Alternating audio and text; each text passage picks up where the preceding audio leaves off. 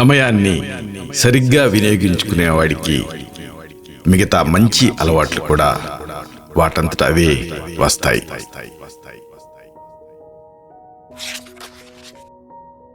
ఒక వ్యక్తి ఎంత ఉన్నత స్థితిని చేరుకుంటే అతడు అంతటి తీవ్రతర కఠిన పరీక్షల్ని అధిగమించి ఉంటాడు.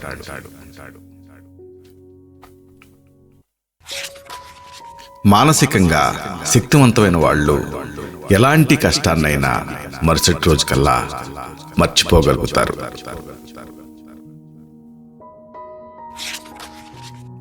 జీవితం ఒక యుద్ధ భూమి. పోరాడితే గెలిచేందుకు అవకాశం ఉంటుంది. ఏమీ చేయకుండా నిల్చుంటే మాత్రం ఓటమి తప్పదు. పనిలో ప్రతిసారి సంతోషం లభించకపోవచ్చు, కానీ పని అన్నదే లేకపోతే అసలు సంతోషం అనేదే ఉండదు.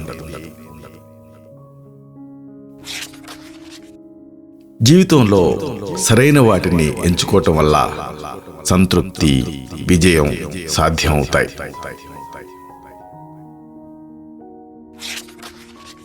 మనిషి సాధించిన విజయాలు సమాజానికి ఉపయోగపడితేనే అవి నిజమైన విజయాలు.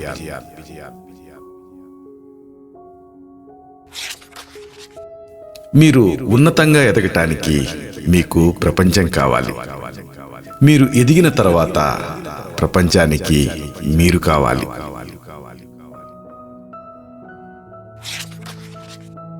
హృదయం పవిత్రమైనప్పుడు దారి విశాలంగా కనిపిస్తుంది, గమ్యం స్పష్టమవుతుంది.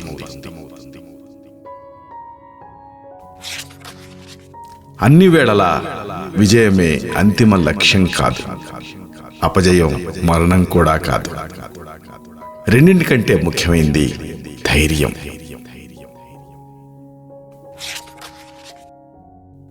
నిరాడంబరమైన తేనెటీగ అన్ని రకాల పువ్వుల నుంచి తేనెను తీసుకున్నట్లే తెలివి కలవాడు అన్ని పవిత్ర గ్రంథాల నుంచి సారాన్ని గ్రహిస్తాడు.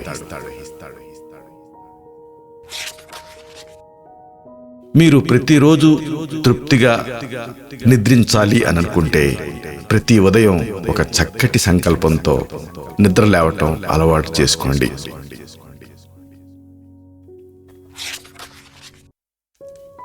తన జ్ఞాపకాలతోటే జీవించేవాడు వృద్ధుడవుతాడు.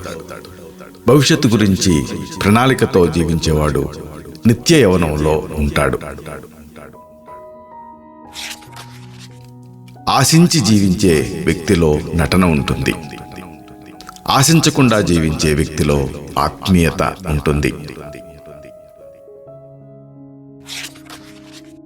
అసమర్థులకు అవరోధాలుగా అనిపించేవి సమర్థులకు అవకాశాలుగా కనిపిస్తాయి. నువ్వెంత కష్టపడి పనిచేస్తున్నావో చెప్పొద్దు, ఎంత పని పూర్తయిందో చెప్పు. ఏం చెయ్యాలి, ఎలా చెయ్యాలి అనేది అర్థమయ్యే వరకు చేస్తూనే ఉండాలి. ఔన్నత్యం అంటే కోరికల్ని చంపుకోవటం కాదు, వాటిని అదుపులో ఉంచుకోవటం.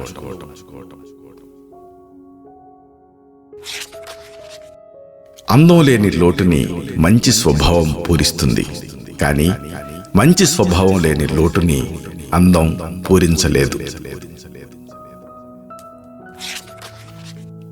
మంచి పనికి మించిన పూజ లేదు, మానవత్వానికి మించిన మతం కూడా లేదు.